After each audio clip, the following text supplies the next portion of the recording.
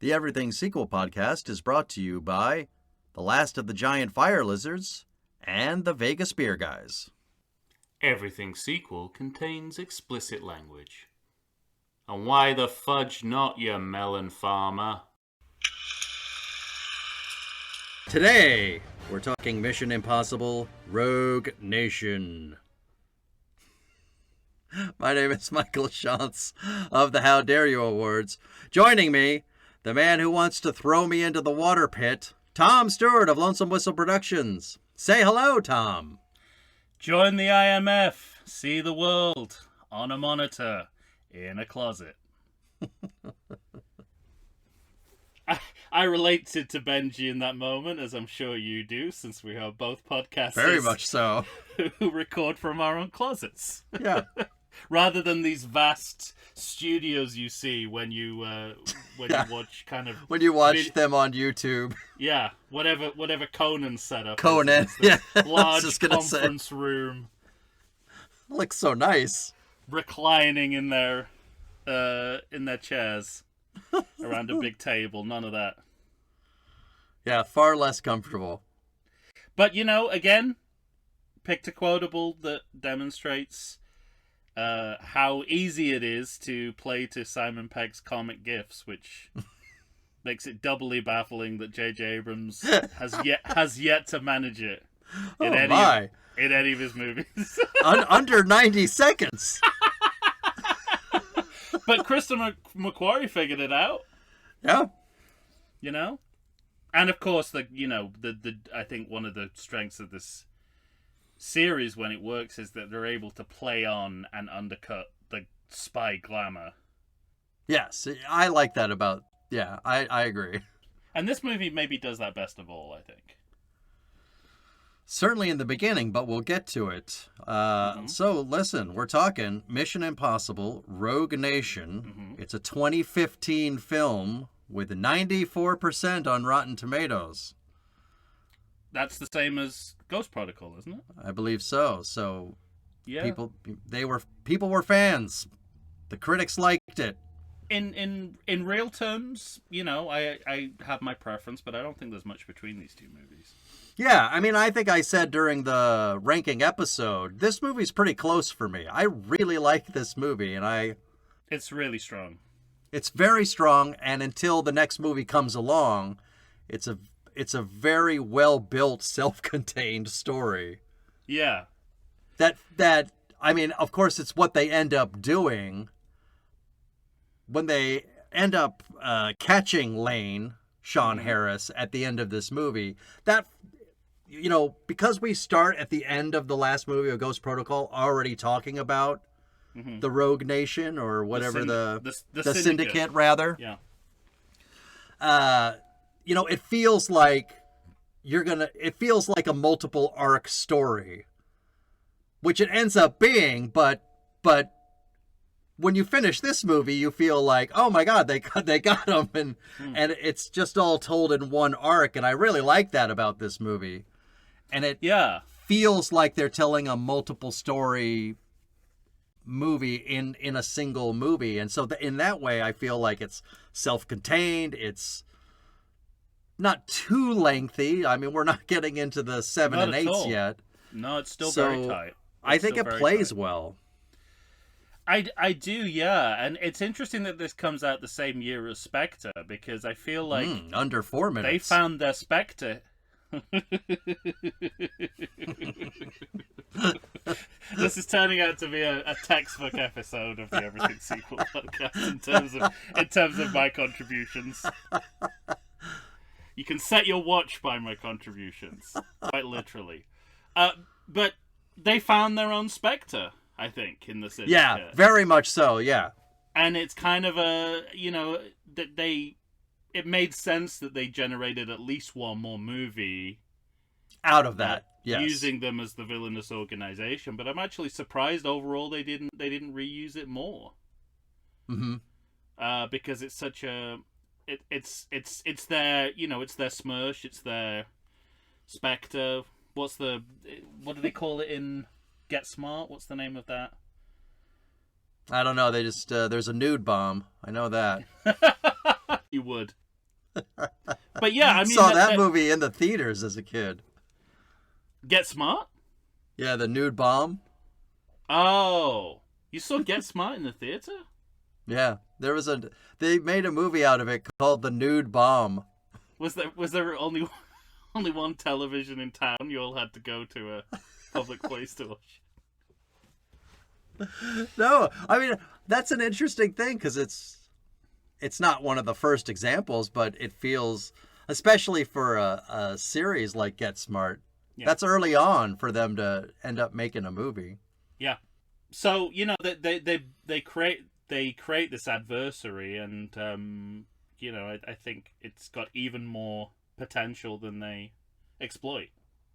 Yeah. I mean, I'd rather be watching, 2 movies about finishing off the Syndicate arc than 2 movies introducing and resolving the entity. AI battle. Is it I was about to say the emissary, but that's Deep Space Nine. No, the entity, yeah. The internet in a bottle.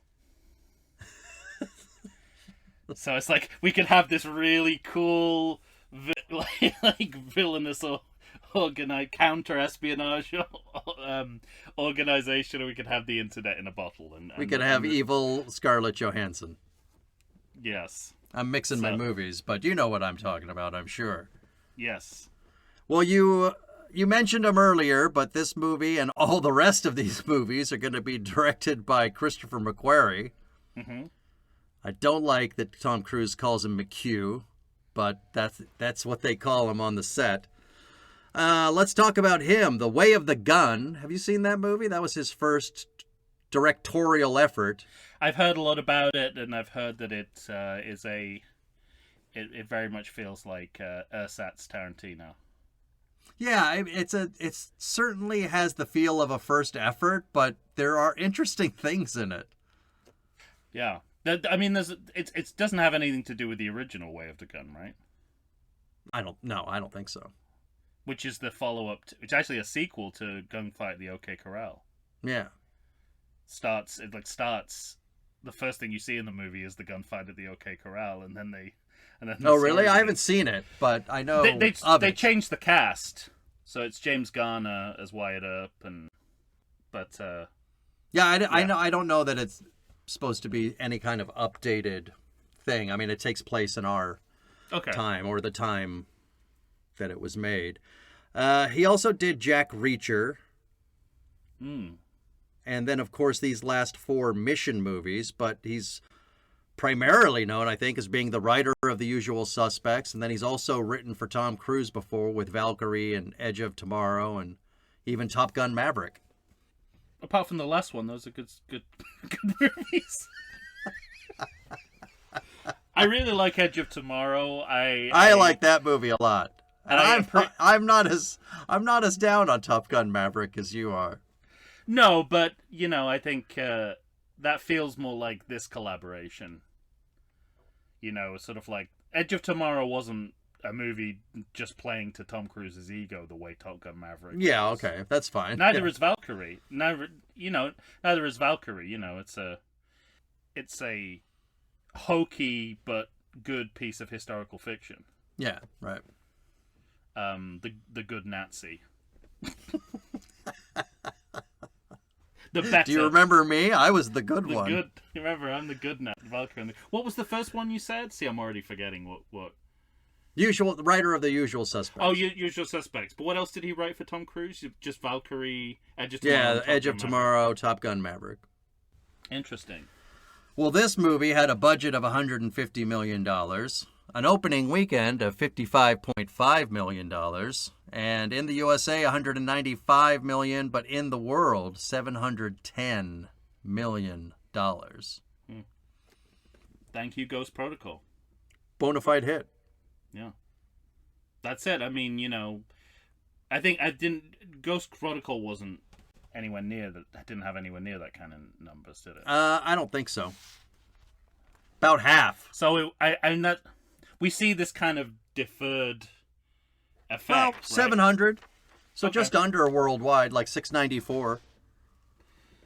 So it's kind of sometimes it takes a movie it takes a movie that in and of itself isn't a huge hit to generate a hit because people get interested in the series again.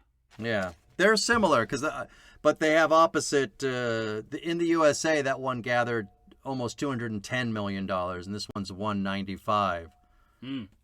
So they kind of flip world and USA a little bit by, they're both like in the neighborhood of $15 million off, but. So it's a bell curve. It's a bell curve in terms of box office as well, right. as well as quality. Well, what's interesting to me is we already talked about this, is the idea that the last movie finally figures out what the series wants to be, and then now we're in the part of the series where it fully knows what it wants to be and it's moving forward. Yeah, I mean, not only does it build on the storyline that's introduced at the end of the last movie, it builds on the validation of the team. Of the team aspect, right. Tom Cruise's final speech. Mm-hmm. We've seen enough sequels to know that you can make a speech like that at the end of the movie about how important this ensemble cast is to the series, and they're just as likely to eliminate that in the first scene of the next movie. Sure, right. But they build on everything that Ghost Protocol sets up, including its ensemble. So there's actually it's just as there's real continuity between the final scene of Ghost Protocol and the first scene of this movie. Well, right, and they have their team, but they're still dropping people and bringing new people in, because now we have Ilsa that's going to join the cast.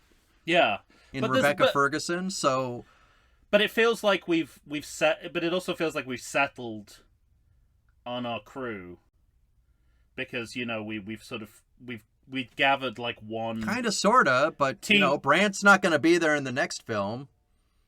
Well, he's off being surrogates in other action franchises. Well, yeah, but they've each movie progressively they picked up a new team member that's stuck around, and the other team members have fallen away, but because now they're like in the fifth movie, so essentially they've got Luther, they've got Jeremy Renner, and they've got Benji, and they've got Ethan. Yeah. And then a couple are going to stick around from this movie, like Alec Baldwin and Ilsa, for a movie or two. So yeah. So they're accumulating more than they're disposing of. Overall. Yeah. Okay. Usually by one. But we're in the fifth movie now. We've got like a core of 4 solid team members. That's pretty good. Well, and we have the core 3 that'll last. And especially because they didn't get anything from Mission Impossible 2. They didn't retain anything from there. So essentially that's one team member per movie. Right. If you exclude MI2, which as we keep saying, you have no choice but to self-destruct that movie. Oh yeah, got to. That would be great. If in Mission Impossible 2, just at the end of the movie, they said this movie will self-destruct. All of its cast members. And then it just was like no one ever spoke of it again. You weren't allowed to say that it existed. Remember that Australian guy or the guy from New Zealand? We're not going to see him again. I wrote down that this movie starts with that, like, it's really low underneath as the stars of the Paramount logo are flying. There's a little music, but it's as though it's saying, hey, listen, we're Paramount. We're important people. But then you undercut that when you have both Skydance and the China movie pictures and the Alibaba pictures and the Bad Robot pictures after it. It's like, you can't even afford to make this movie on your own, Paramount. Yeah, and I guess maybe we can in our pitch a sequel episode, or even in a poster episode, we could put some time to talk about the continuing relevance of the Paramount Skydance merger to recent popular culture. We got a lot to say. Yeah, absolutely. Yeah, so an indication that Hollywood is really both pandering to international markets, Sure. and they're getting a lot of their financing from there, and as you say, they can't, Paramount might be a legacy studio, but they can't sustain funding for a movie like this all by themselves anymore. Right. Or at the very least, they're not willing to. Or not willing to. And it's interesting because this is the soundtrack is by Michael Giacchino, I think. Okay. And my note was, before I knew that's who it was, I wrote it was like a John Williams-like orchestral overture over the production logos. Before that kind of builds to the familiar climax of the theme. Yeah. But Michael Giacchino, that's kind of his stock in trade because he's worked on a few Star Wars movies and TV shows, so he's essentially riffing on John Williams' music there. Oh, look at you. John Williams steals from himself, but this guy steals from John Williams. John Williams, yeah.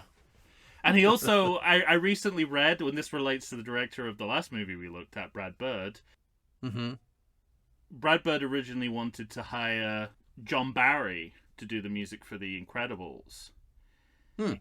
Because he wanted a James Bond score for his movie.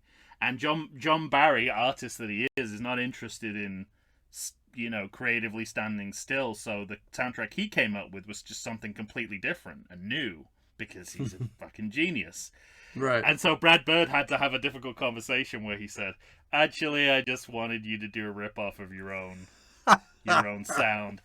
And then he moved over to Michael Giacchino, who was happy to create a John Barry pastiche. Gotcha. So that's the kind of, I think, and that makes sense that you would hire him to redo the music to a famous 1960s TV show. Mm-hmm.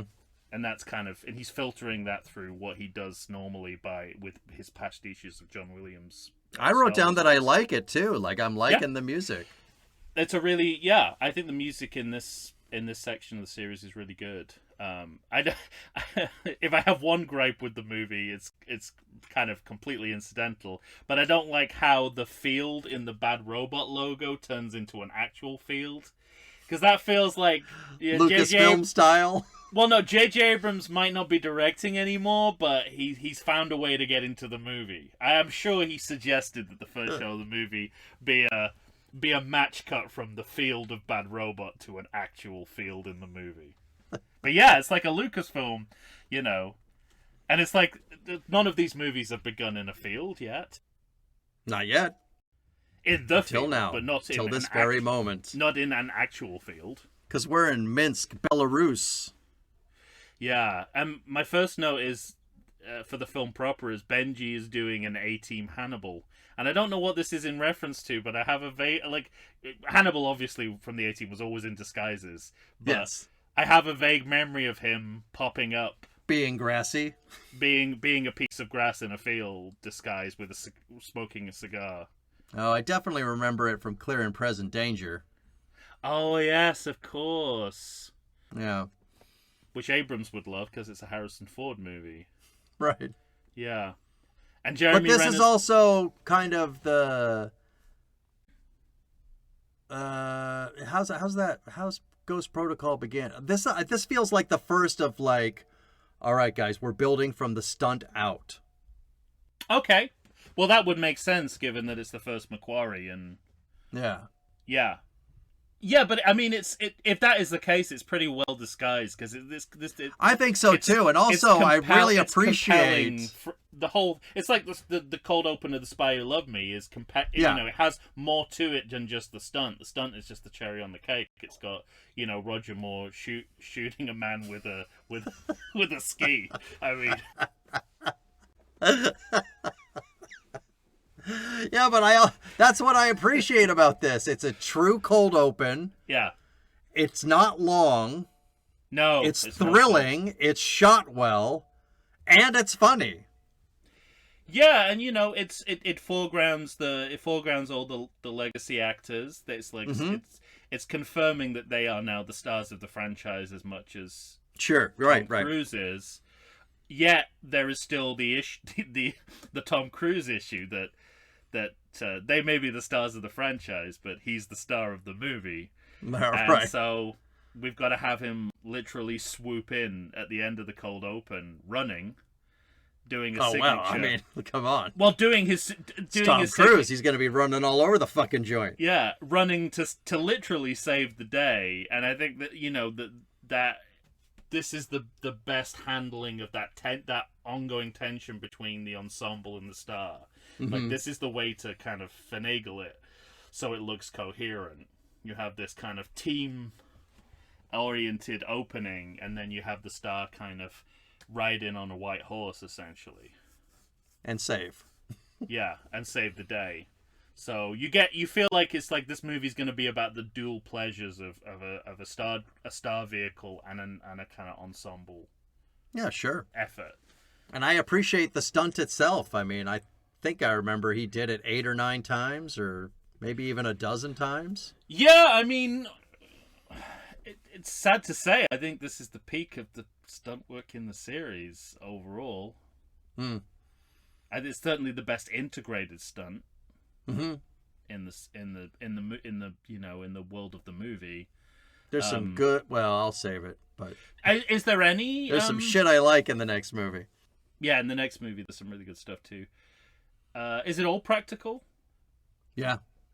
It certainly looks that way. I mean, when it looks as practical as this, I don't split the difference. Like, if they digitalize something and I didn't notice it, then that's fine. Mm-hmm. Like, I'm not a purist about this as long as it's not doesn't take me out of the practicality, and it never does. Like, I wrote down, I said either this is a really well disguised, either there's some disguised digital in here, or it's a purely practical stunt. And I don't think there is. I don't think there's disguised digital. I mean, that's quite a statement, right? After it is too, and because it's not just. I mean, obviously he's attached to the plane itself with a cable that they removed digitally. He's not just holding on with his hands. Right. Yeah. So they're using digital to enhance, to omit. Yeah. To yeah. It's the sin of omission. Yeah. Exactly. Not of. But that doesn't take away from one of the things I remember reading was they talked about anything could happen while you're up there. I mean, a bird strike would be a pretty big example, but say there's a piece of dirt on a wing or on a propeller, and if it hits him in his cheek, it's going to go through it, because it might sound small and microscopic, but when you're going at that speed, it can fuck you up. And oh yeah, and I mean, it was something they were live. cognizant of the whole time, and really had to worry about and think about each time he went up. And he did that thing, close to around 10 times. I can't remember if it was somewhere between 9 and 12, if I recall. It's interesting that minutes into the Macquarie Cruise Partnership collaboration, yeah, and they've already kind of come up with the USP of the rest of the series. Yeah, right. In this one moment, and it in a way that's kind of unrepeatable. Mm-hmm. It kind of it's just kind of like diminishing returns almost. The more you do it, the more I suppose, to your point, build the film around it as opposed to putting it in the movie. Well, the thing they do, I mean, the we're not there yet, but the last movie is a perfect example. It's a thrilling stunt, him on these biplanes, but it's also still on a plane. Yeah. It's still him hanging on, and it just lasts longer. That's Yes. what they do. They do the sequel thing of building Yeah. up time and exchanging from one plane to another as well, and counting that as upping the thrill. Absolutely. My next note was, did I make these movies? Because the way that this cold open ends with him parachuting the missiles out of the plane, I was like, that takes someone with a kind of a brain that is preoccupied with films like The Living Daylights. I knew you were going to say it. I knew you were going to say Living Daylights. It's straight out of Living. It's like someone with a Living Daylights fetish made this, and Yeah. you know, I was checking my own IMDb to make sure I hadn't directed this movie. But what a it's not really a cliffhanger necessarily, it's just a moment, but what a way to cut to the title. Well, I love the hard cut too. Yeah. And the titles that they're, and I mean this as a compliment, more televisual than ever. Like they have this kind of clipped pre-title sequence. The titles look more like the way that you start a TV show with the cast names. Yeah, right. Over the kind of roll call of the actors. Sure. And it sort of, I feel like even more than the last movie, they've kind of boiled this down to, you know, step by step, how did an episode of Mission Impossible, you know, what was the format of that? And they're kind of playing within that. Mm-hmm. And Brad Bird certainly sets the stall out for that. But here I feel they're even more rigorous about it, because there's a good 10 minutes of this movie that really, it does feel like an adapted Mission Impossible episode. Yeah, and then regarding the credits, because they always do this, let's show you the movie before you see the movie credits. And I always kind of looked at that as a negative. Like, don't show me scenes from your movie that are going to happen later on. But there is a kind of art to the way these credits go, where they're clipped short enough that they make me lean in and I don't feel like I'm seeing too much. So I might be turning myself around on my not liking that. I literally just kind of rewatched the credits to this movie before we started, and I kind of liked it. I like it a lot, and I think, you know, obviously this is a generation that grew up with television of the 70s and 80s, and it's you know, or, you know, reruns of shows from the 60s at the very least. And it's all, their imprint is all over this movie. And I was just thinking about, you know, the convention used to be for like episodic TV series like the Rockford Files. I don't know if Mission Impossible used to do it, but you'd have like a kind of like a preview montage of what was going to happen in the episode. You'd like the clips before the show, and it's unthinkable now, you know, in the age of kind of spoiler fear. Right. But when, you know, if you do it right, it works, and the way to do it right is to go back to the source material and see how they did it. And I think they've got that balance just right here. All right. You just need to create anticipation. Right. That was the thing that I saw when I was watching it again. Yeah. That's what they were doing, was creating anticipation. Yeah. It's always, you know, in the Rockford Files, it was always like, you know, out of context clips like, Rocky, how do you owe those guys $10,000? They took the gun out of my cookie jar.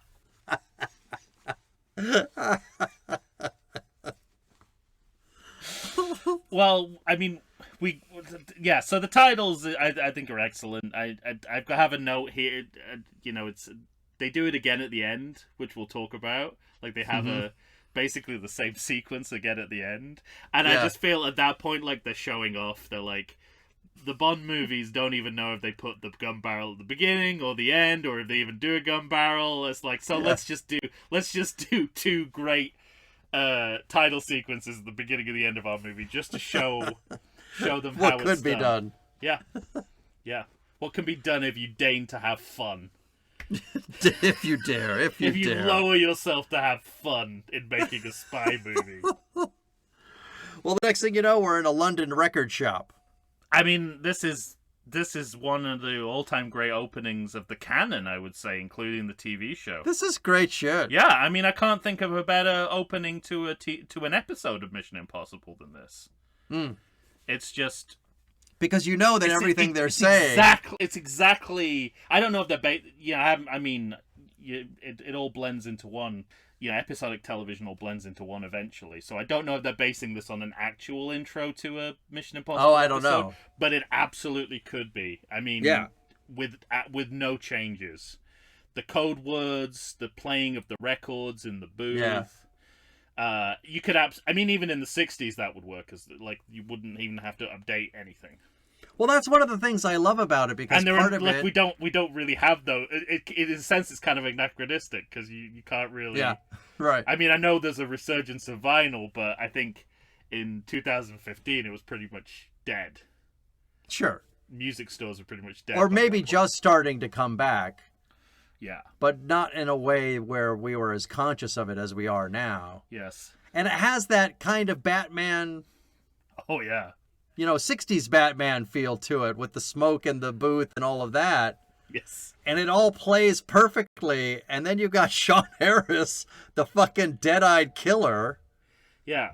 And I like that McQuarrie also cuts to a close-up of, I don't know who the young woman is. She looked vaguely familiar, but like with tears streaming down her face. Yeah. It raises the stakes instantly. She knows that she's most likely going to die. Mm-hmm. And you set your villain in front of Ethan in a way in which you immediately kind of bring him up to Ethan's level of interest to the audience, and who the fuck is that guy and what's going on. Yeah. And just the way the record plays, and you think you're going... I like that inversion, because it's a subversion. I like the idea of him thinking he's going to get his mission, and then him hearing the words, "Because this is the Syndicate." Yeah, absolutely. You're fucked. Yeah. Yeah, and I mean, it's not a given that they're even going to continue with the Syndicate, even though they introduced it at the end of the last movie. So Yeah, right. kudos for picking up that thread. No retconning, no rewriting. Mm-hmm.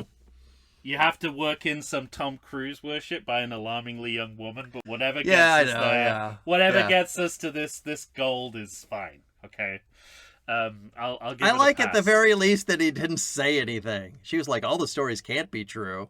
Yeah, And he just gives her the knowing smile and walks into the booth. just as opposed to... hands her a copy of Battlefield Earth and Yeah. so read this and let me know what you think. Yeah, I mean, the switcheroo of the briefing. I think this is what McQuarrie brings to the table, right? This kind of intricate storytelling with a twist. That's what he's known. That's his signature from writing from Usual Suspects, and Yeah, right. you know, it complements the Mission Impossible formula really well. Formula. And he continued. I mean, I think it's a lot of this movie is about playing tricks on the audience, and I think all of those tricks are played really well. Yeah. Really, and this is the first one to me that, we reveal that. And again, it's a great, like you say, it's an inversion and a subversion of all of our expectations around this particular set piece, and that's the best argument yet for me of why this what the doing this as a movie brings to the table.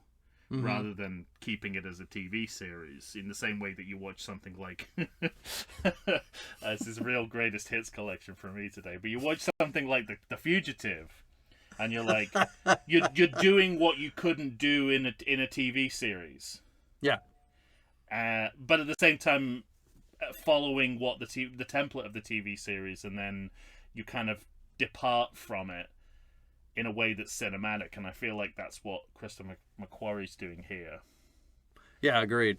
But you have to sort of build that wall of convention to knock it down. So You gotta bring up that fake hospital room. Well, not there yet. we're not at the Blitzer maneuver yet. The Blitzer maneuver is its own animal. We could do a whole episode on the Blitzer maneuver. But yeah, as you say, Sean Harris, or as I call him, Ian Curtis, because he played Ian Curtis in 24-Hour Party People, with what I described as a tailor-made villain face. Yeah. I think we already said that he looks like Skeletor, in his regular face is Skeletor. But also, my other note was another kind of jab at JJ. J-Jab. Go ahead. J-Jab Abrams. He's doing what Philip Seymour Hoffman talks about without Yes. saying a word. Right, Like exactly. all the empty posturing of menace that Philip Mhm. Seymour Hoffman does in Mission Impossible 3, Sean Harris does without saying He just a word. does it Yeah. It's all with there one bullet. just in his face and his body. And I and love his the stillness. careful putting the gun down on the counter Yeah. too. It's so, I mean, it is like, you know, in a way, because he is so striking physically and not in an attractive way. There is there's a freak show element of whoa, what the fuck is that? But when you get over that, you realize, wow, this guy's a really good actor as well, and Yeah. so he's the full package. You hire good actors, it makes a difference in your movie, doesn't it? Yeah, I mean, I think his best acting is in the next movie, actually, but the way he kind of, the way he plays this from the beginning is just astonishing. Fucking love it in the next movie. He's like, that was Ilsa. Very interesting. And again, you know, you can't help but compare this to how underwhelming Christoph Waltz is as Blofeld in Spectre. Oh, God. The biggest disappointment. This is the same year, right? Like it's not, there's no competition there, right? You've got No. But you know, Blofeld is the legacy villain, Bond is the legacy franchise, Mission Impossible's the new kid on the block. This is a totally original creation. Yeah. And there's just no contest. Nope. He buries him. And that's the funny thing too. That's the funny thing about Hollywood. I mean, if you're gonna do Spectre and you want a new Blofeld, there's no way that you wouldn't want Christoph Waltz. Because on paper, that sounds like the best choice, right? It's Who was that menacing Nazi? Give me that menacing Nazi. Yeah. It's too easy though, isn't it? It's like Right. It's like it's a trap. You sort of go, no, this is too easy. It's a trap. It's a trap. And then, you know, the film goes from strength to strength after this because we go into the Baldwin. the court hearing. Alec Baldwin in full Blue Apron podcast ad mode.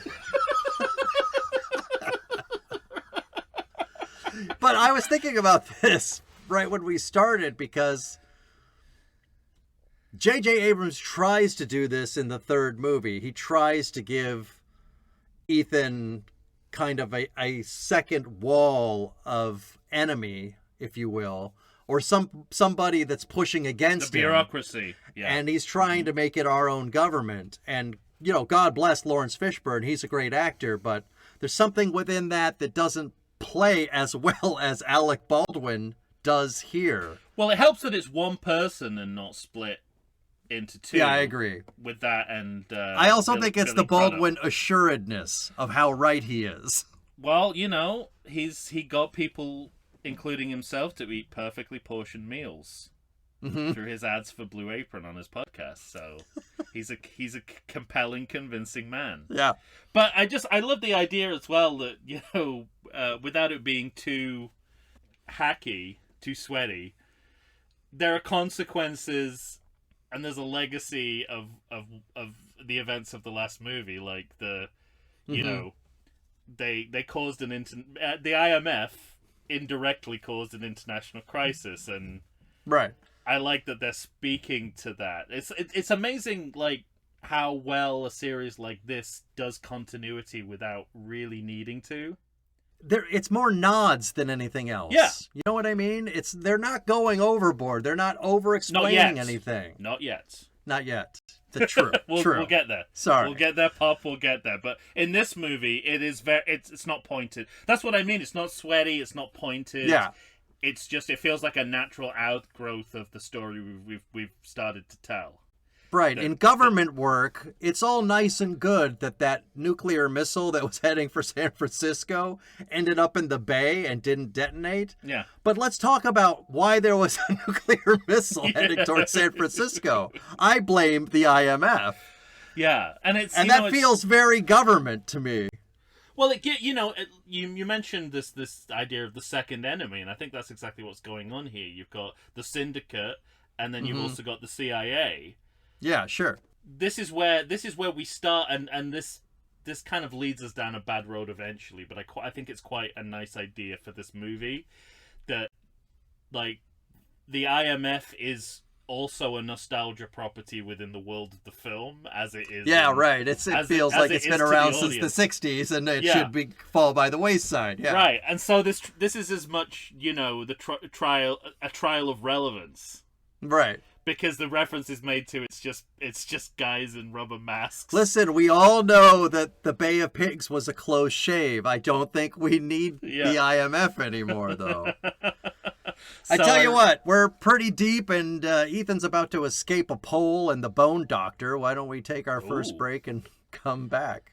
Yeah, we're gonna get a strung up cruise. Oh, you say it like you like it. I do. It's a unnervingly sexy scene. This is how you do torture, J.J. Abrams. Put a little sex in there.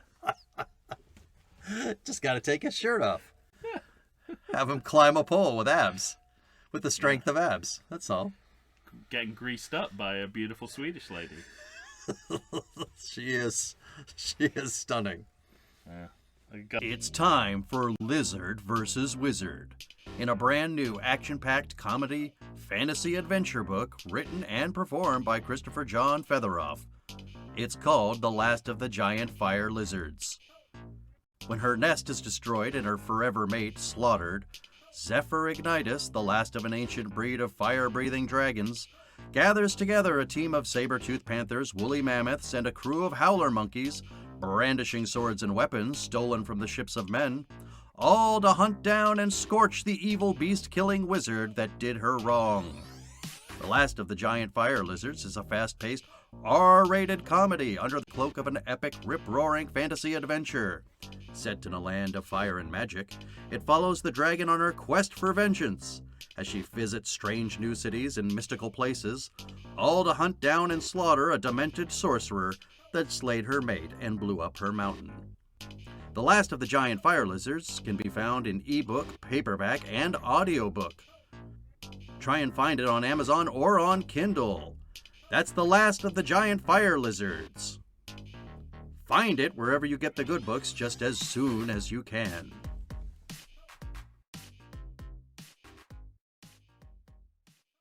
And we're back, ladies and gentlemen. Tom and I are here talking about Mission Impossible: Rogue Nation. If you say it in the right way, but like with a Homer Simpson voice, that title could become funny. Rogue Nation. Rogue Nation. The way you say it is like Jiminy Glick. Rogue Nation. Rogue Nation. When are you gonna do the big one, Steven Spielberg? The one that really captures the audience. I rewatched the clip of Jimmy Glick asking Bill Maher, if you had a blunt head trauma on the way over here, you'd tell me, right?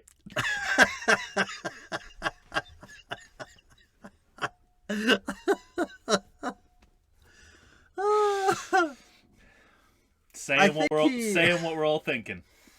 Yeah, I can't remember if did Bill Maher write a book recently? Oh, I'm sure. I swear that I saw a clip of him having Jiminy Glick on to interview him on his own show. Oh, that's right. That's what that's what I'm referring to. Yeah. Okay. I don't know what has happened to the Drugs Are Cool podcast, but the production values recently. He's no longer in that dimly lit drug den. Are you watching it on YouTube? You're not listening to it? No, I get clips on he interviewing Billy Joel in what appears to be like a Cuban resort or something like that. So anyway. All right, we don't have time for these tangents. No, we don't. Well, Ethan is he's oiled up and cuffed up, and Ilsa comes in, as do the baddies. This, he's got to have his shirtless moment.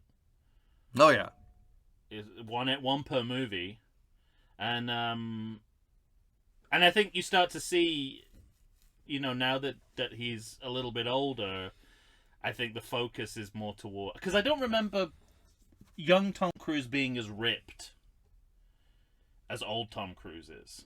Oh, really? He seems to be more focused on being on, and it makes sense, right? As you age, you have to you can't rely on the natural shape of your body. You have to sculpt it more and keep it taut to keep it looking good. I hear, and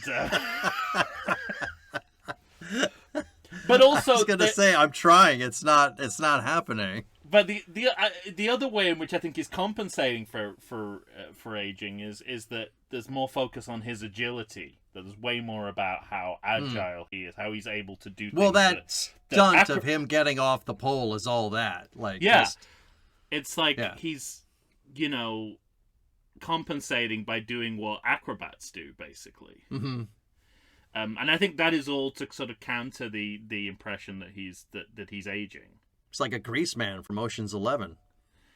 And I think it's like he's sort of up to the challenge. I'll let that one pass. But he's up to the. That's what they call him. I know. I just don't want to think about it. I don't even want to think about Ocean's 11. That's how much fun I don't want to have.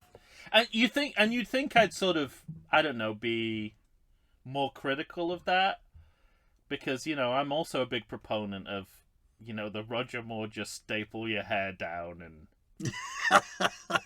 let a stuntman do everything approach. Yeah, sure. To countering aging, but I mean, because there's such a work ethic around it, it's kind of it's impressive. It's admirable, and if there is ultimately vanity and ego is behind it, but at least it's kind of done for the purposes of entertainment. Yeah, it's in the service of trying to tell a story and being entertaining. Yeah. Rather than just kind of just self-promotion. Mm-hmm. Did you listen to The Specialist or re-listen to The Specialist episode on How Did This Get Made? I did, and I heard it the first time it came out. They're just talking about how front and center nude Sylvester Stallone is in that movie. It's like he's always stepping in front of Sharon Stone, like the world's most beautiful woman at the time, to show his sculpted naked body. That's a future Kennedy honors recipient you're talking about there, so you just be careful. My bad. It'll soon be treasonous to criticize Sylvester Stallone. Yeah, this news came out today that obviously not the reason why he's being given the Kennedy honor, but he is actually one of the few people Trump will ever pick for an award. Who will accept it? Who will accept it, and also has earned it on merit. That's not why he's getting it. He's getting it because he's a right-wing nut job. But yeah, he deserves it. But on the flip side, yeah, he's made enough impact in the culture to have earned it. I've seen a lot of sniffy posts like, "What is he getting it for? Stop or my mom will shoot." No, he's getting it for Rocky and Rambo. Demolition Man. There's a Demolition Man episode out now too for How Did This Get Made. That is unfathomable to me that film appears on that podcast. I can't wait to listen to that one to see if they make that argument. I seem to remember Wyatt Tanaka's on that episode, and he says, "Why are we doing this? This is really good." But anyway, all right, moving on.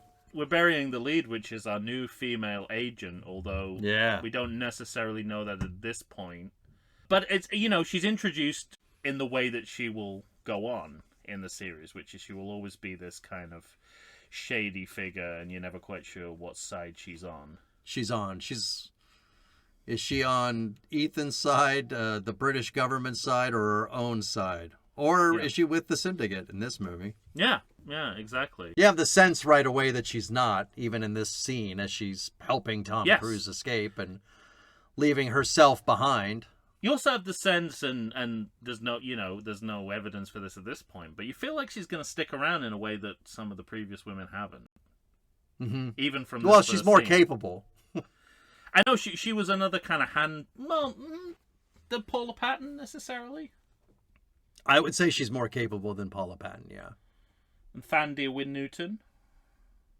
Much so more than her. You mean in world, right? Not in world, yeah. I mean in world, yes, but I also mean she has a little more of irresistible star quality. Mm-hmm. She's the new Ingrid Bergman. Yeah, and there seems to be beautiful. Her name is Ilsa, which is the name of Ingrid Bergman's character in Casablanca. Sure. I think that's what Cruise sees. He's like, she is the new Ingrid Bergman. Let's get her into a Mission Impossible as soon And as strangely, they're good together, too. Yeah. Both in world and out of world. They have chemistry. The characters seem to be on each other's level, which I think is appealing for Ethan Hunt himself. And for once, it wasn't Cruise's decision to kill her off or have her No, that disappear. was her own decision. She was like, I can't just hang around for months waiting for you guys to say, the stunt's ready, we can go. So that is, I think that says a lot given how ready Cruise is to replace women in the series up to this point. The fact that he actually wanted her to stick around even longer. And she sticks around for 3 movies. Mm-hmm. He wanted her right there until the end. And so, yeah, it's interesting because it's sort of the formula of the series is kind of coagulating. There's always got to be at some point in the story that the IMF has got to be dismantled and Ethan's got to go rogue, disavowed. Yeah. But I like the hard cut. I love the idea of this is what I mean. Hundley arguing with Brandt and saying, that he's gonna. What does he say? He's gonna be caught within the next few hours or something like that, and then it says 6 months later, or this is his last day as a free man, and then it's a hard cut to a city, and it says 6 months later. Yeah, that's great. Handled really wittily. Also, great use of a subtitle. Even in this series, we've seen a lot of unnecessary time or place markers. But this one is actually used as a punchline, and I love that. So yeah, I think that's what's good about this movie is that it's refining a formula at the same time that it's freshening everything up. Mm-hmm. And it's able to do that simultaneously. So this is old territory, government intelligence chasing Hunt. We've seen this in practically all of these movies, but it's a different way of executing this. Mm-hmm. And then we go into, again, like classic old school Hollywood filmmaking with the Silence of the Lambs, cross-cutting between rooms. We think we're gonna, the outside indoor, cross-cutting disparity. And again, Anthony Hopkins is not in the movie, and yet they're doing stuff from his movies. And I love as well. And speaking of like old school Hollywood, like the way that they show time has passed is just everyone grows a beard. Yeah, right. It's so basic. And Benji seems to have become his Simon Pegg's character from Shaun of the Dead. He's like sitting around playing video games. Yeah. But I also like that they show, like, he's built some kind of skill while being in the field because he's being tested every day and being shown not to be a liar when he's lying the whole time to those computers, and they're able to he's able to fool them, which I like. It's like one of those things. Every time Benji has a good moment like that, I'm like, yay, Benji. Yeah, the movie makes you care about him and makes you cheer for him. This is where the kind of the reason that I kind of like the sort of fresh part that they're adding, the little bit of reinvention, is that it kind of make it now that they've established the ensemble, that the core of the team disbanded, and now it's a getting the band back together movie. Yeah, right. So they're having it both ways, and I think that works really well for this movie. That they're exploiting all the different kind of narrative roads you can take when you have like teams of people. I also think it speaks to what I was saying earlier about, I think this movie's really efficient because to tell a story in which we start and the team is all together and then they disband and then they have to come back together. Meanwhile, we're introducing this villainous syndicate with the terrible Lane, and by the end he's caught and everything happens, neatly wrapped in a way. It's one of the real positive signs for this. I wish the last couple of movies could have looked back to this movie and said we could do it better, we could be more efficient, we could tell a better story, in a better way. I think this is why invariably the first Bond films in an actor's run are the best, because they're not indulging, they kind of reintroduce you to the character, the idea, and it's just much tighter storytelling, and I think that goes for like the first iteration of most formulas. Sure. And this is and they really get that here, and this is up there with the best. What's coming up is up there with the best set pieces of the series. Yeah. The Opera House. It's good stuff. Sequence. And it's very... Because this is good spy shit, because we're telling the story from multiple angles, from multiple people's different points of view. Yeah. We have Benji, we have Ethan, we have Ilsa, and they're all working kind of to their own purposes, even though Ethan and Benji are kind of working together, but they're doing different things, so they're keeping each other abreast of what's going on, but they have their own things to do. Yeah.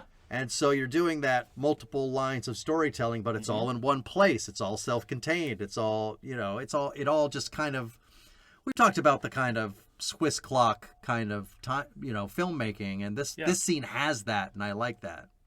And I mean, I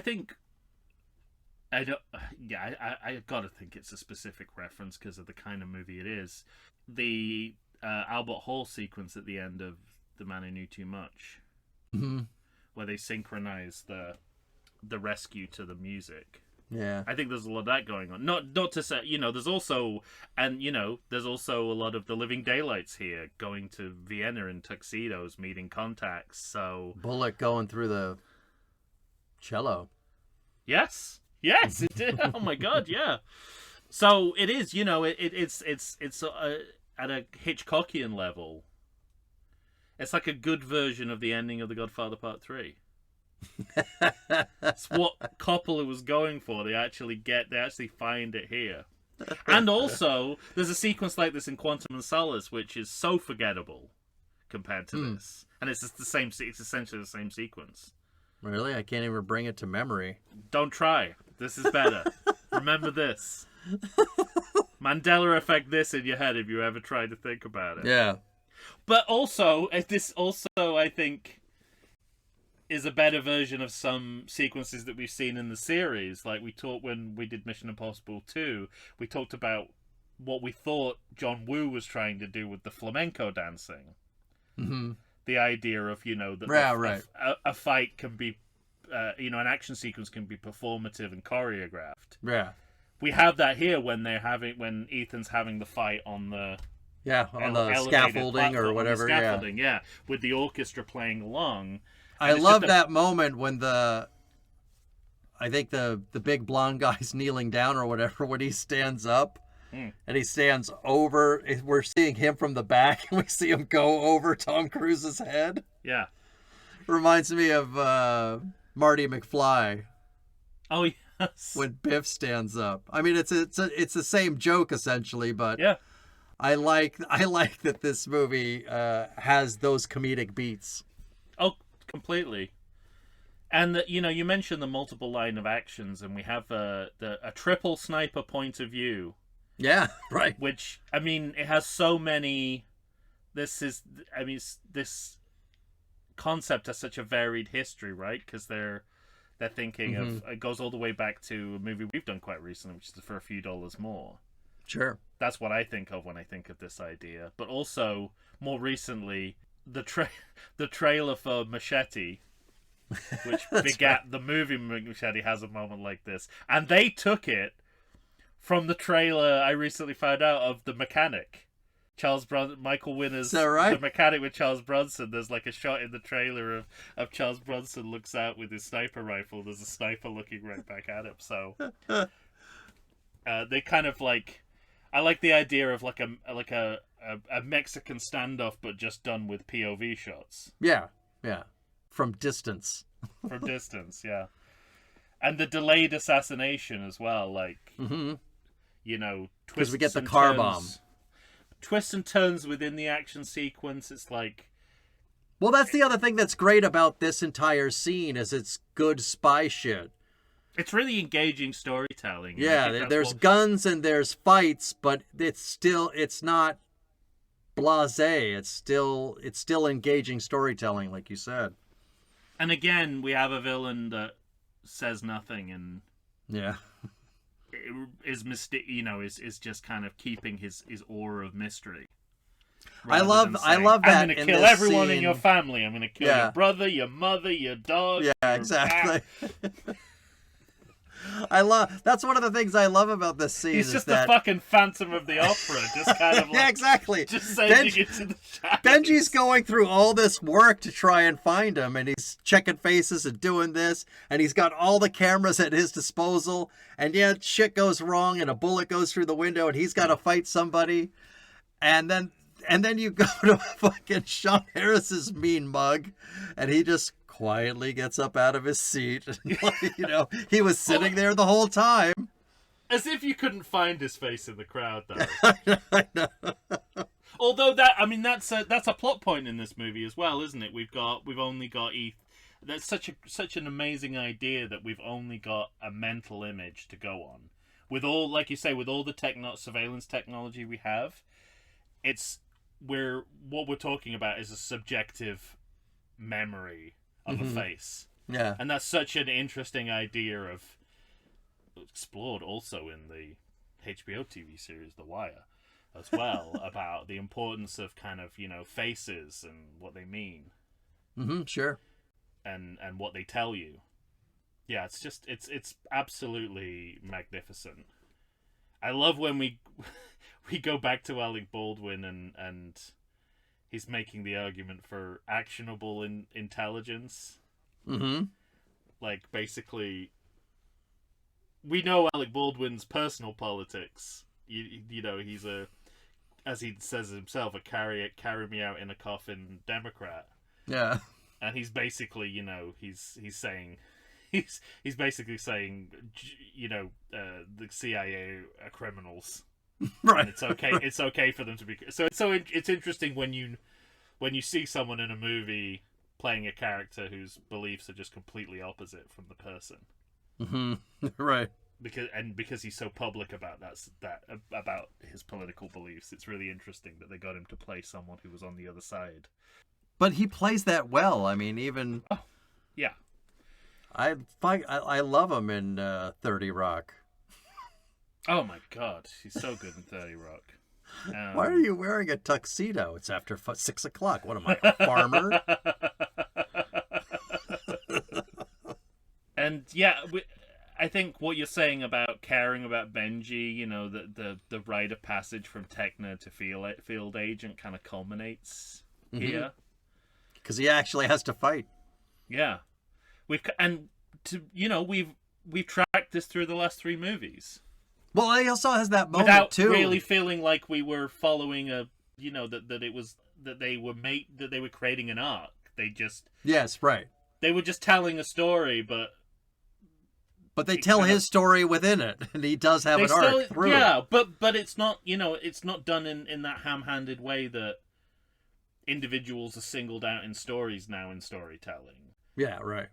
Like you feel like you can literally track the arc like a line on a graph.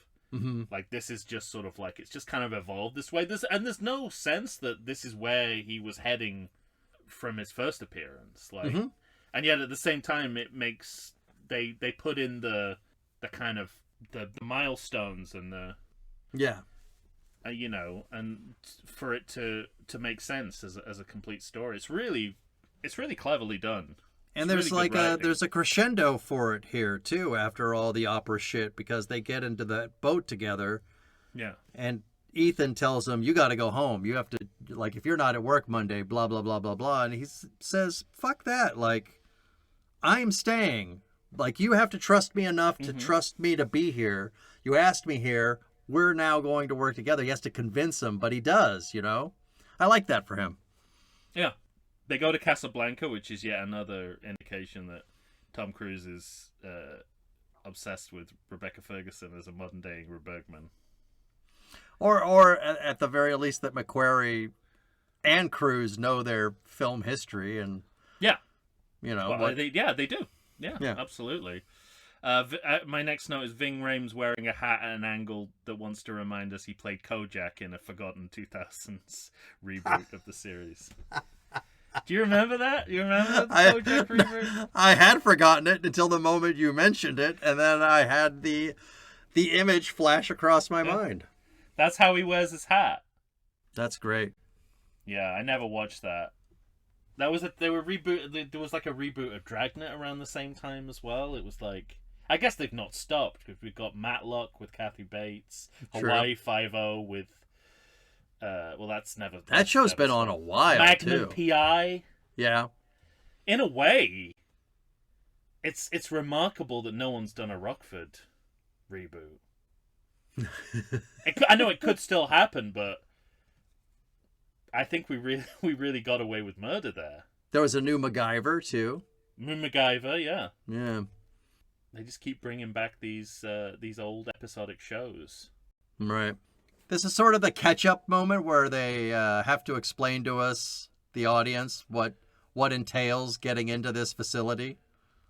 Yeah, the unbreakable vault idea. Yeah. And then we start. This is the beginning of a convention that you'll see kind of several times in each movie from now on, which is the bad outcome projection. Yeah, right, exactly. You think you've cut to the actual break-in, but what you're seeing is Ethan's mind's eye. Yeah, and so, you know, when it all goes to shit, it's immediately walked back. And I think, again, this is what McQuarrie brings to the table, this idea of unreliable narrators. That's what Usual Suspects is all about. Sure. Unreliable narrators who are also pedophiles. Side note. Not saying anyone in this movie is at the time of podcasting. Yeah, and it when it's done here, it's like it feels like a, you know, it's a unique twist on the formula, but it becomes the formula later on. Yeah, right. Exactly. And I got to say, like, you know, whilst so much of the formula wears thin by the time we get to Final Reckoning, I think I said in a previous episode, this always gets me.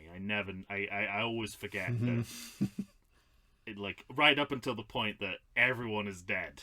Yeah, everyone, right. all of the leading cast are dead. I'm like, it's probably one of those. Probably not. It's probably one of those projections into the future. But he gets me every time, and I think that's a mark of a you know, a good sort of film magician. Sure. Can keep pulling the wool over your eyes that way. Sure. Yeah. And this is great. It's such a great idea, and this is one of those things where we're starting to get into the. I mean, we did it in the last movie with that great building climb, but this feels more sustained and longer. You know, they're kind of upping the ante in that way. I think this and also there's multiple yeah. things happening at multiple times where they have to parachute down and get something on the roof that gets Benji in the door, and he's got his little lock timer, little lock spinner thing. I'd like to have one of those. They seem very handy. But to me, this is where they finally shake off the you know, the shadow of the aerial sequence from the original movie. Like they create a sequence like that, but completely on its own terms. Every one of the previous movies has tried to do its version or inversion of that. right up to Ghost Protocol, I think. But this movie is the first one that's like, well, can we create a set piece on that scale that is is completely original, Different, yeah. Can I go Yeah, underground into a big tank of water? yeah, it's driven by the same suspense logic, Yeah. but it's in fact, with between this and the Opera House, it's some of the most original set piece work in the whole series. They don't feel Yeah, I like agree. they are kind of indebted to any other sequence in the series, and or more often. But it's another reason other why this sequences movie's are a tribute to this. high on you my know? list. Yeah, I think they really kind of they shake off the the ghost of that. The remnants of Yeah. movies past. And you mentioned the sort of how Batman, there was like a Batman element to the Batman 66 element to the opening sequence, and I think I've mentioned this before, that the ticking clock is shown to us with like On the band, yeah, oxygen arm. But the point is to kind of communicate to the audience the stakes, to ramp up the tension, to show you how the sequence is going to work. And it does all of that. And it's interesting because they kind of suggest they're doing it in real time, and I didn't keep tabs on whether they did, but the effect is sort of the same. Like, it feels like it's happening in real time, even if It does, yeah. And kind of to the point where it sort of doesn't matter if it is or it isn't. Like, that they created the illusion that it was. Yeah, sure. Close enough. I agree. I do, and the note have a note has said, unlike the practical effect we see at the beginning of the movie, it's pretty digital down there in the water Yeah, pit. true, yeah. But it's not really bumping me too much, No. though. It doesn't bump me at all, and they've found a way to keep the sense of this is really important, and this is what digital gets wrong so often, keeping the sense of a human form. Mm-hmm. And when action happens, it seems visceral. Yeah. Like you think all the time about his life is in danger. One misstep and that fucking thing is going to swing round and take his head. Right. And it does, too. But you have a couple of moments where he ducks it. Yeah. He gets out of the way. But then McQuarrie does know how to not just shoot, but also, in conjunction with the editor, edit pieces like this well.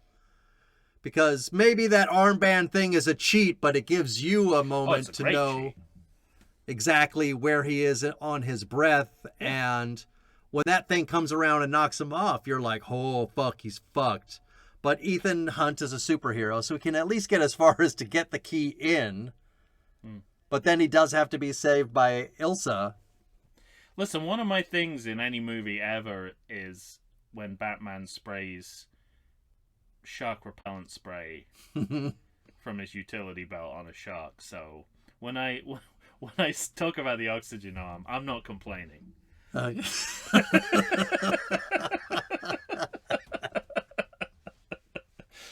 It's also I think, but McQuarrie and Cruise show a lot of restraint in what they have Ilsa do in this sequence, because they sort of lean into the eroticism of her taking her clothes off, but there's obviously there's some respect for the actor playing the role in that it's kind of all shot from the back. There's no actual nudity; it's all suggested.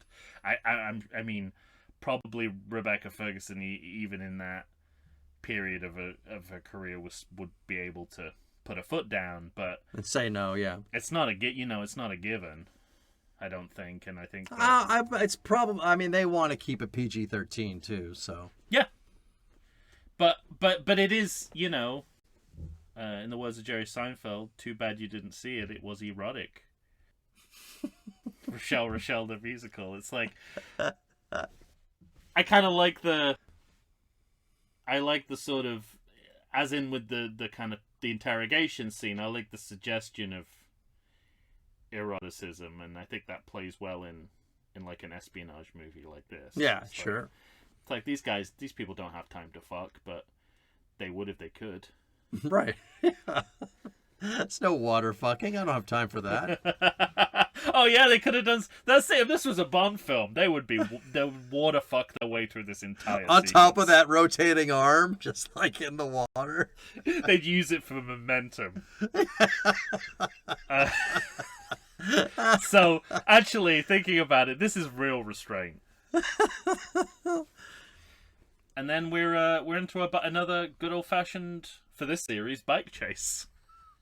This is a thrilling one too. Although I like that right before they leave, I love that line that Benji has, where he what's he say? He says, "A minute ago you were dead." Tom Cruise says, "What are you talking about?" Yeah. I love the idea that he didn't know. He was actually dead and so unconscious he has no idea what he's talking about. That's how you do it. What a good joke. Although we've both seen Final Destination Bloodlines, we know that is not scientifically possible. He was never actually dead. Exactly.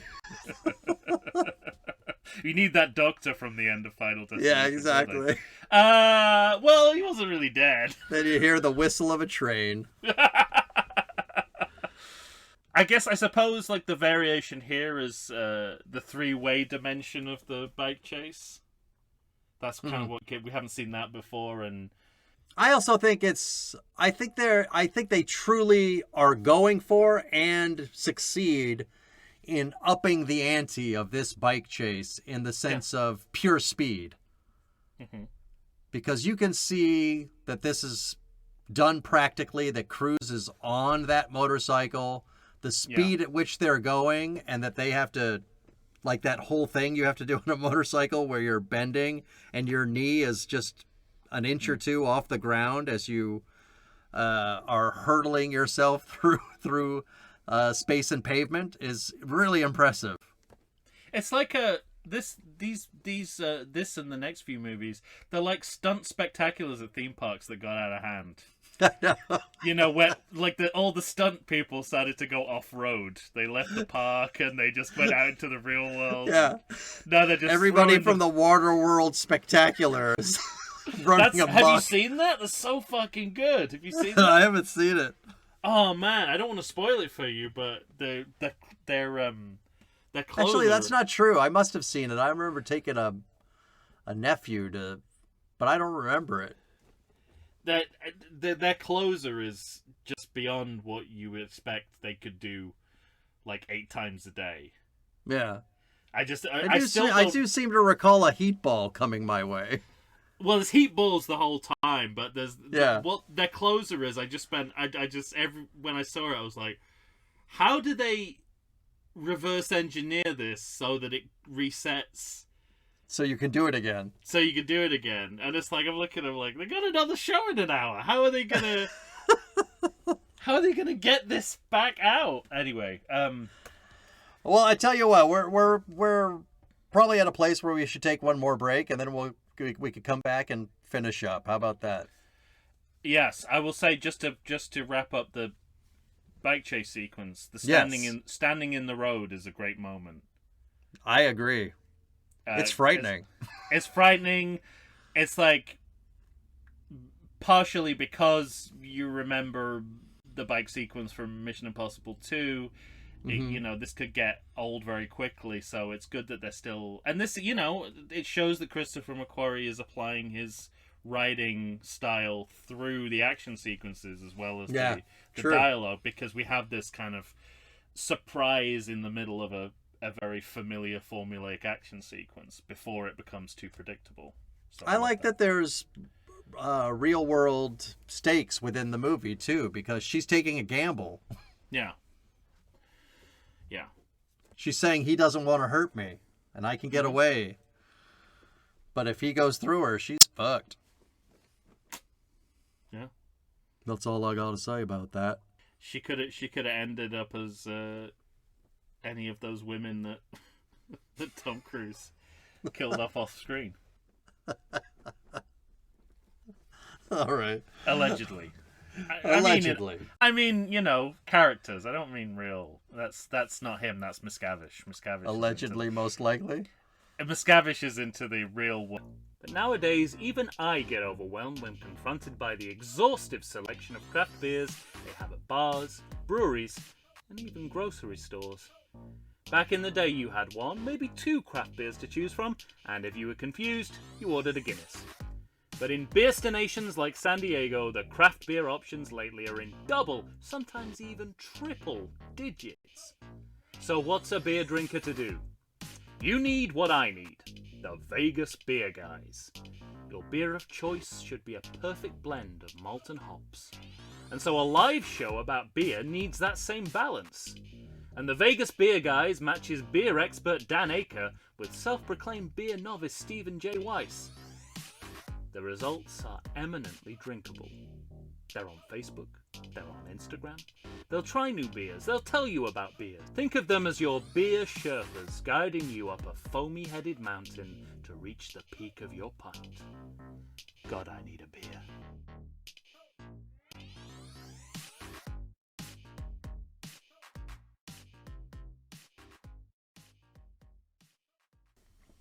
And we're back, ladies and gentlemen. Tom and I are here finishing up, I tell you, with Mission Impossible, Rogue Nation. Rogue Nation. What's your beef with the Nazis? Mel Brooks. Oh, here's Mel Brooks. He's gonna go after the Nazis again. What a sublime joke. What's your big beef with the Nazis? And it's the way that Mel Brooks plays along as well when he says, "What's my beef with the Nazis?" I think they're rude. I guess, the fuck's his name? Judd Apatow. Yeah, he's doing one of his docs on Oh, yeah. Mel Brooks. That guy's going to be making Spaceballs 2 at age 100. Yeah, I know. I mean, that's the definition of optimism, isn't it? Right? That you're going to survive the filming. I hope they don't go to a real hot Have we desert. ever... Has that ever happened Is he directing before? it? Oh, is he not directing it? I don't know. I'm asking. I don't know. I assumed he was, because... Yeah, me too. But who's he going to get? I mean, who else could direct Spaceballs 2? George Lucas? Just don't tell him it's a parody, and it would sort of come out the same. It'll all come out. I had this thought about George Lucas's writing the other day, like the pieces of his screenplay writing that people make fun of most. I always feel like you have to read the intent of what he was trying to do, not what he actually put on the page. And I think for most of it, there's always a defense on those grounds. Right. Like heroes on both sides. It's like, I get what he's trying to say with that. Yeah. But anyway, no such writing problems here. Agreed. I love that we go to London South Bank. Do you? Unsurprisingly. I also like that it's not introduced by London Calling by The Clash, as I believe happens in Die Another Day. Oh, is that... Yeah. It's like a London montage of to London Calling. Yeah, I mean it's and I think we said this about the last movie as well. It kind of when they, as well as the kind of popcorn spy elements, they've also occasionally lean into the John le Carre hard espionage of it all. And this is a great example of this, meeting a man with thick rimmed glasses on a bench on the London On South a bench Bank. and It's straight out of Tinker him Tailor. wiping your shit and... Has Atlee, what's his name? Simon McBurley? Atlee, Or yeah. Bernie? McBurney? Has he been a Bond villain? No, he's a one of those prevalent British character actors that you see in things. He's wonderful. I always want to put him in Quantum of Solace. Yes. He could be like a different public utilities. Yeah. He represents the kind of British Gas, who are like the British Gas are involved in some nefarious scheme to related to global warming. I had a thought when this scene was going on, because Ilsa, her allegiance keeps going back and forth, like we don't know what side she's on, and I thought it's a little bit going back to Lucasfilm, as like it's a little bit like Mac from Crystal Skull, and you know, even I, as a staunch Crystal Skull apologist, would say that's done terribly in that movie.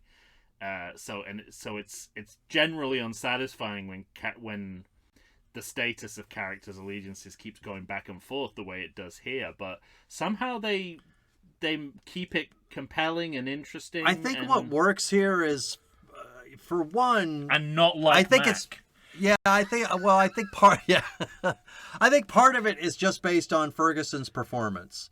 I think she walks that edge perfectly, but she always makes you think. Another great face. Yeah, she always makes you think that no matter what decision she makes, she might be on her own side, but she might fuck with Ethan Hunt. Yeah. But she never wants to fuck with him too much. She never wants to hurt him too much. And that's why I think this scene really works, because you know she gave up a lot in taking that from Ethan Hunt to go bring back, just so that she can be out of the cold and into the warm comforts of her own country again, and then to see it get wiped by Atlee, and that he's working at cross purposes against her, you feel for her.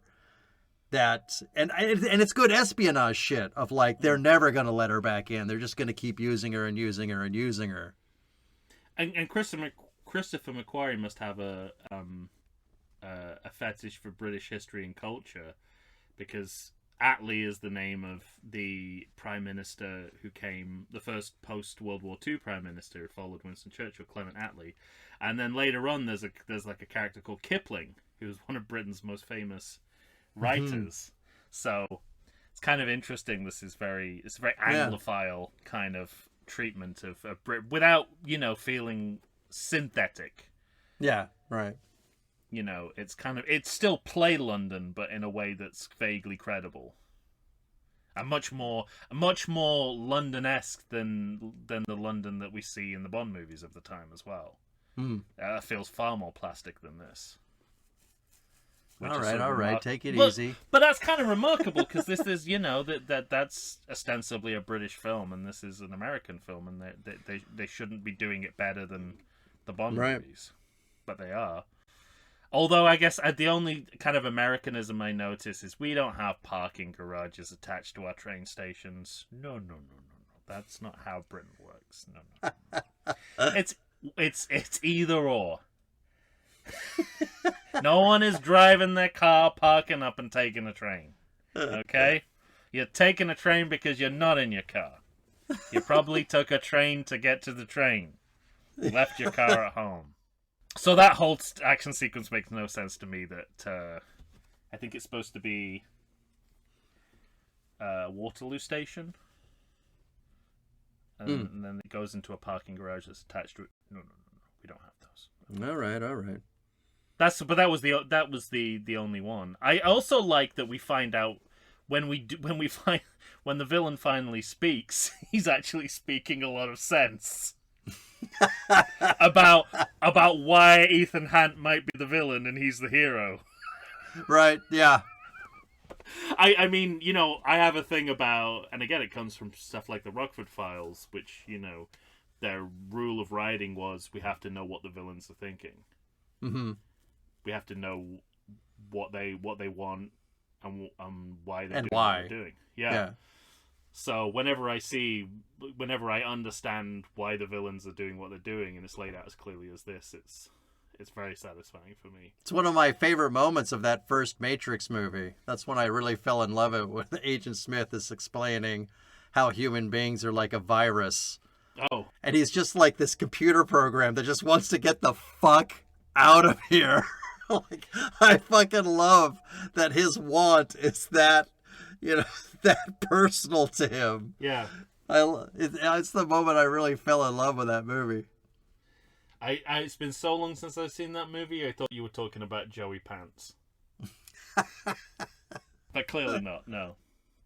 Oh, and then and then I love the fact that the British Prime Minister is played by an actor who has played like satirical versions of politicians in The Thick of It. Did he play Tony Blair? No, he never played Tony Blair, and he played a spin doctor in the Armando Iannucci series The Thick of It, and he also played a politician in The Loop. Okay. So Tom Hollander, right? Basically, what we're seeing is the satirical version of our government. Yes, Tom, not Spider-Man Hollander. Yeah, right. Which is very confusing that there's another Tom Hollander, and there's another kind of British actor reunion here when because Harris and Pegg were both in 24 Hour Party People together, and they get to have a scene together, and it's just I wonder if they talked about how their paths have how their career paths have led them both to this place, to this moment. Starring in an independent British movie 15 years before, and now they're in they're both fronting one of the biggest movies in Hollywood. I like, after Attlee erases what Ilsa had given to him, and he erased her drive, right? Yeah. And with the newspaper trick. With the newspaper trick. And when she goes back to Lane... He's very George Smiley. That's something, if George Smiley had lived into the digital age, he would have been pulling that shit, for sure. Absolutely. Anyway, sorry, I didn't mean to interrupt your flow. Well, no, he's so good as Lane when... Like, you could feel his palpable anger when she plays that thing and it's fucking completely empty. Oh, yeah. I mean, I feel for her. I really like... I like the it's not really a twist necessarily because you don't know anything about him, but that he's kind of created by British intelligence, that he, he's... And I really like that it kind of, again, buys into that myth that the Bond books of movies have kind of perpetuated, that the UK has any relevance in modern espionage. Yeah, sure. Internationally, it's like, we're such a footnote to the world now. But this is what keeps this kind of espionage fiction keeps the idea that we're somehow central in international politics in a way that we're absolutely not. And I like the idea, that it's like the world's most dastardly villain comes from the world of British intelligence. And then we have the Mask. This is where we get into kind of Mask shenanigans. Yes. And again, like, did you see it coming? No, because that's what I think Christopher McQuarrie is very good at. It, like, also I seem to be a sucker for all of his tricks, but I think, it's all about timing, isn't it? Like, yeah, it has good timing for sure. Because it's like there's like 3/4 of a movie before this as misdirection, where you've kind of it's distracted you from there being masks at all involved in any of the storytelling, and then we get a very strong as like a fake portrayal. And they wait till the denouement to keep the mask up its sleeve, so it feels very kind of sleight of hand. So, well, what I like about it is, we're 5 movies deep now, and you can keep using the mask trick and still have it be relevant, and still surprise an audience member. Yeah, they're not done with it. You just have to look at the opening of the next movie to know they're not done with. Right. They're not done with masks. Oh no, hell no. But this was a nice. I think it was a really good way to incorporate masks into the. Well, film. And also when you use. Not the character of Alec Baldwin, when you use Hunley as part of your ruse. Yeah. Very helpful. Yeah, and then we'll see the inversion of that in the next movie. It's delightful. Yeah, I like that. I like when he gets shot in the neck. I've got a lot to say about his acting choices in that scene because there's some very careful employment of Al Pacino there. I want that on a T-shirt. Careful deployment of Al Pacino. Just to sort of a wink to the audience that this is not genuine. This is all performative. Oh, and my overall note is once we get back outside, London's such a great espionage city. Like the use of imperial landmarks, the way that they use kind of fog, that kind of cliche of the London fog. But this whole sequence is great. Like, now Benji's life's in danger. Yep. And because we've been made to care about the character, it matters to the audience. But also, he has to be dramatically credible enough for this scene to work because he's speaking. Yeah, right. He's the voice of the villain, and if you couldn't take him seriously, this whole thing wouldn't work. Yeah. So, whether they knew it or not, establishing his credentials as a dramatic character rather than a comic sidekick was really important for this scene to work. Otherwise, because he has to match the menace of Sean Harris, which is no mean feat. Right. But I also like, it's not really an inversion, but it almost feels like an inversion of what this kind of movie would normally do.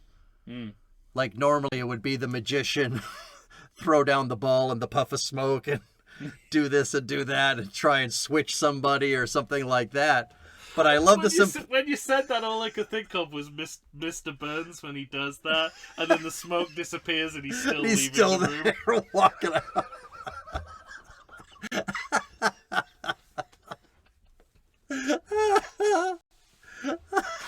A great moment. So good. But I like the story device. I like that McQuarrie is still thinking from a writing standpoint of what's the intelligent thing to do. Like we're in a movie about intelligence. So what would an intelligence person... Actionable intelligence, yes. Well, what would that person do that works in intelligence? And the idea that he's memorized everything and that he is now the code. He is now the walking money bank. Is brilliant. It's fantastic. It is, and it's also, this is the answer to the question that's posed earlier in the movie, is what distinguishes Lane from Hunt. They're two sides of the same coin, and it's conscience. Yeah. That's the difference. So, that's why our hero is our hero. And that's why this sequence is more than just suspense and action. It's and it doesn't fall into hammy. No, not at all. It's played really straight. But what I like about it too is that it's still subterfuge. Because it's all just to get him to follow him so he can get him in the box. Oh yeah, on those cobbled streets and alleys of London. They're all great. Do you recognize them all? No, but it's if they had a smell, it would be essence of London. Yeah, right.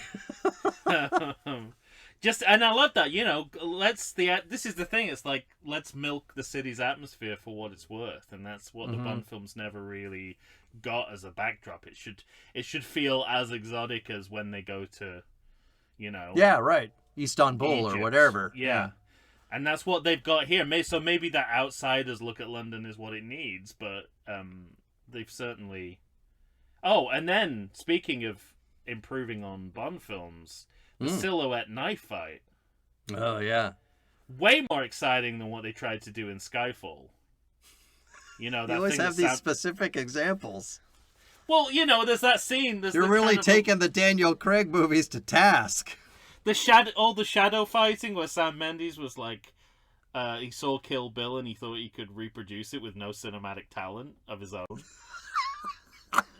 Christopher McQuarrie obviously doesn't. And the key is that after a while you just go from shadow puppets to fucking just showing it. Mm-hmm. Like, you don't do it for the entire sequence. And that's One why of my, that's why one of- he's a theatre director, and that's why Christian McQuarrie is a film director. There you go. one of my leaders from my recent backpacking trip, we got back and she had just watched American Beauty for the first time. She was like, I need to know what you think about this. And I kind of laid out the context of, like, you can't really even begin to understand how much everybody really loved this movie in 1999, except probably my podcast partner Tom. But I liked it fine. I gotta Okay. say, I was part of the problem. I was part of the problem big time, where that was my movie of the year. I wanted it to win everything, and it did win everything basically at the Academy Awards and this and that. And I said, now you look at it with the eyes of today, and here are the laundry list of problems, including this, and these contrived characters and blah, blah, blah, blah, blah. And, you know, it kind of went on and on and on about it. And I said, and at the end, you know, my podcast partner would just say, he's a talentless director. Or, as my mentor put it, Sam Mendes couldn't direct a hamster around a wheel. That was his one-line review of American Beauty. That's funny. Yeah, it's good, isn't it? Says it all. My next note is... I always thought of it as such a beautifully shot film, though, back then. It is. So, Yeah. I think that was at the stage where he was letting his cinematographers do all the work. Because the cinematography in this movie is immaculate. He just has no sense of how to assemble a movie. You gotta write dissertations on these things, you know? You gotta... I'm sure.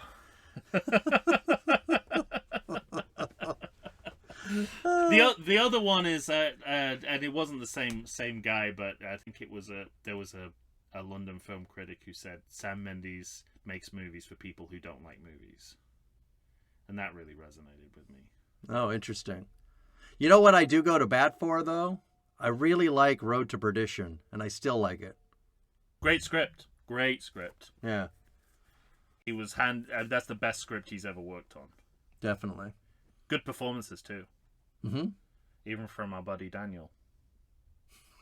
Come on. No, he's a good. No, I love him. He's a good actor. He's a very good actor. Yeah. My next note is Glass Box Revenge, which sounds like a late David Bowie album. Yeah, I was gonna say that's a great album title. But isn't that just great full circle storytelling? It's so good. It's so satisfying that he gets in that box. It really is. It really is satisfying. And Tom Cruise is playing it to the hilt, just chewing it up. Like how much Ethan Hunt likes that he caught this fucker. Well, he's being matched on the inside of the box because Sean Harris has gone full Frankenstein inside there. But what it shows is it's like there's no redundant sequences in the movie. They all have a greater purpose than just the spectacle of themselves. Right? This is and it's for this. And it's like in world, even with, you headcanon without them saying anything, that Ethan's first thought when he gets caught in the box is, how does this work? Mm-hmm. This is a great idea. How does this work? Can we do this? Can we fix this? Can we make this happen? Oh, you know what was I didn't say this before when we were talking about it, but throughout the chase in the streets of London, it did feel very Third Man to me as well. Yeah, absolutely. Yeah. Just above ground instead of in the tunnels.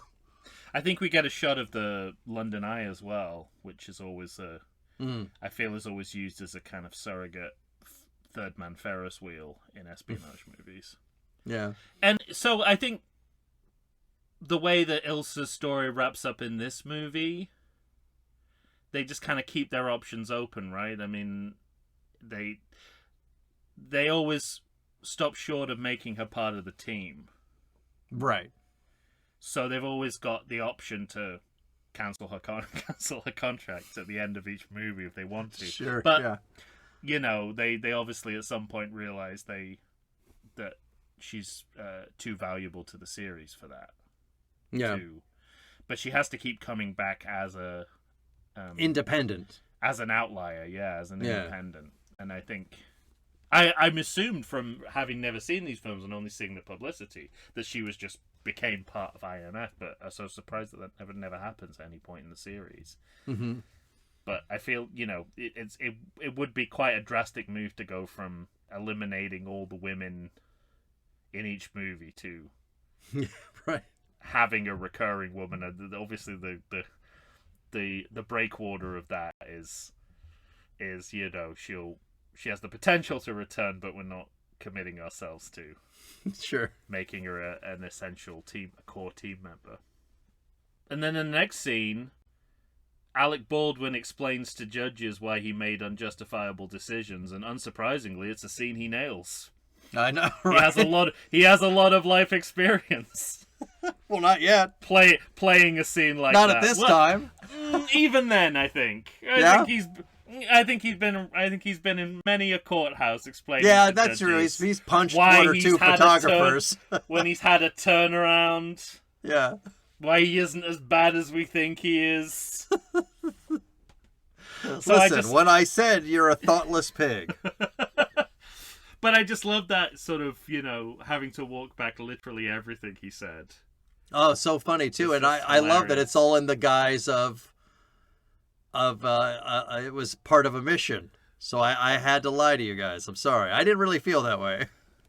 It also kind of, it sort of reminded me of like the anachronistic age of political accountability. Mm-hmm. Where people were caught with their pants down, they had to just had to just straight up admit, like it was expected that people would apologize and stuff. Remember when the world was like that? Yeah, and now no one has to apologize for anything, unless they choose to. Mm-hmm. So I don't know. I like it was kind of again jealous of their dystopia. Yeah. Plus the great ending. Welcome, Mr. Secretary. It's perfect. I mean, ending on a non-Tom Cruise downbeat scene is the right call, but it must have been a hard call to make. I hope not. I think you must have got a lot of pushback that this is the final scene of the movie. I mean, he's been in every previous movie has, you know, the ending's been focused around him. I guess, but yeah, this is great. It's the right choice. Yeah, it is. And then, like I said, you know, ending on an even more 1960s Bond style sequence, which is, I feel, just showing off at this point. you've kind of, you know, Spectre as the filling in your parody sandwich. They've really put that film to shame. I don't even remember if Spectre had a gun barrel at the beginning. I think it did. Then they went back to gun barrel at the beginning then, and everyone went, "Oh wow, isn't it amazing?" No, they just haven't done it for a couple of movies. It's what you're supposed to do. Yeah, so, just doing their job finally. All right, you got a credit check for this movie or what? Yeah, I do. So, some very confusing credits related to the opera scene. Mm. There are characters called Ping, Pang, and Pong. Oh, well. And I don't know if I don't know who they are given that these are their names, like, you can't... That feels like it would be straight out of The Naked Gun. I was wondering, I was like, are they the actors in the show, in the opera? Are they the musicians in the pit? Yeah. Or are they members of the audience? But anyway, without wanting to appear racist, those three names do have an Asian flavor to them. Nevertheless, they are played by... They're played by three people, one of them, and their last names are Campbell, Lowe, and Sharrett. So, so there's nothing about this makes sense. Why have they been cast to play Ping Pang and Pong? And who the fuck are Ping Pang and Pong in this scene? I don't remember them. It would make sense. What was I can't remember what was the opera that they were watching. Was it like a? If it was like Madame Butterfly, then that would make a lot of sense. But I don't remember. Yeah. Stunt coordinator Wade Eastwood. Oh. Not related to Clint. All right. He's got a lot of children. Could have been. Although you wouldn't know that from the photograph of him. Oh. It does look so. Maybe he's maybe he's an illegitimate child. Another illegitimate. He's the Vincent of the Godfather 3's Vincent of Bastardo. So much like his father. Craft service by Natural Addiction. With a name like that, I doubt I'm getting any of the food that I'm personally addicted to. And that's it. That's the end of my credit check, which I think was two more than I had last time. So there is some correlation between good movie and unassuming credits. Yeah. Although the other day, I went and saw something the other day where I was like, "Oh, the credits are over already." They seem to go out of their way to really keep it contained. I don't want to speak too much on this because it's just a feeling and I have no evidence. Not that's ever stopped me before. But I'm noticing... That's never happened before. Davis Miscavige has killed his wife. Probably should stop doing that at some point. We're gonna get a knock at the door, kidnapped by Scientology agents. I'm noticing a lot more shorter runtimes of movies these days. And I don't know whether I don't know if it's chicken or egg. Like I'm gravitating towards movies with shorter runtimes, or shorter runtime. It's a reaction to the kind of bloated running times of some movies that like it can actually be niche. You can sort of say to an audience, "Hey, look, we're just a 90-minute movie. Come have a good time." Yeah, you don't have to spend 3 hours of your life in a movie theater to anyway. Mm-hmm. So we'll see. We'll follow that with great interest. As excellent. Anything left for you on the Rogue Nation? No, we didn't discuss. I mean, why isn't this called Mission Impossible: The Syndicate? True. Yeah. I mean, because the Rogue Nation is how the Syndicate are described. Yeah. And I think it's said once. They're also described as an anti-IMF. That's a less good title. Mission Impossible, anti-Mission Impossible. Yeah, that doesn't really work. But that's the thing. Ghost Protocol as well. Like that's said once. Mm-hmm. Yeah, they all like these three movies, including the next one. They all say the title. But it's not as if that is in any way descriptive of the movie. No, yeah. So it's interesting. I wonder whether it is just one of those things that sounds good to them. Yeah, they take a pool and whatever they think the most interesting phrase in the movie is, becomes the subtitle. I wouldn't be surprised. At least, they're not relevant titles, but then they're fairly catchy. Yeah. And they're short. For now. Yeah. They tend to describe something that happens at a very specific point of the movie. Mm-hmm. Well then, all that's left, ladies and gentlemen, is for you to tell us what you think of Mission Impossible: Rogue Nation. You know what to do. Do they know what to do? They should by now. They should know that we're available on a variety of social media platforms. Even the ones that kicked us off. We were never officially kicked off. That's true. I keep forgetting that. Yeah. I think I like the idea of having been kicked off. Yeah. It's So- romantic for me.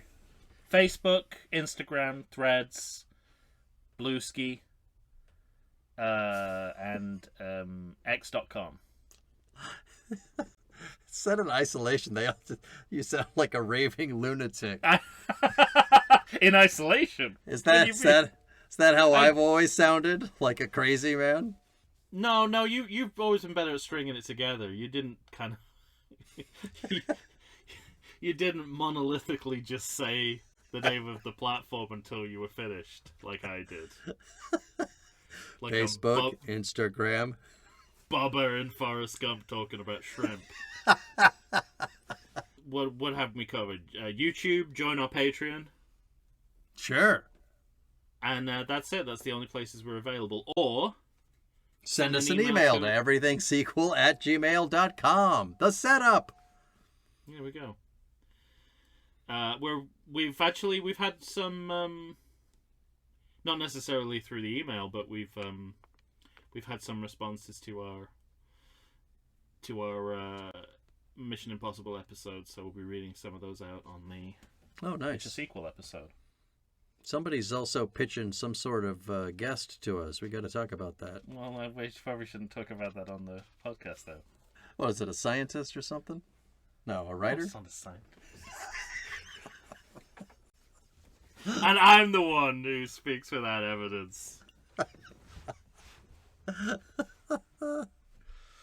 It's Dave. It was just someone who was trying to get us to get David Miscavige on the show. Okay, that's all it was. And we said he has to bring his wife, or no bueno, Or no deal. no dice. No dice. This This ain't over. Over. All right, when you hear us next, we'll be talking about the 2018 film Mission Impossible Fallout. I like that. Fallout's all one word. Yeah. Mission Impossible Fallout. They Yeah, go down to that's good. one word. That's simple. I like that. Yeah, again, we'll talk about whether it's an appropriate descriptor of the movie, but basically it's Rogue Nation Part 2. Yeah. All right, for Tom Stewart of Lonesome Whistle Productions. Rogia Nation. You interrupted me for that? No, it wasn't worth it, was it? Michael Shounts here. I'm from the How Dare You Awards. Like I said, when we're back, we'll be talking Mission Impossible Fallout. That's it. Say goodbye to everybody, Tom. You have a very warm hand. That's what Tom, not Spider-Man Hollander, says to, I think it's Jeremy Renner. Right before he Amazing. passes out. Yeah, when he's in the process of dragging him. See? Great comedic beat like that in the middle of a Yeah. semi-serious movie. What's wrong with that? Nothing. What's wrong with that? Put a little spice on your goddamn food.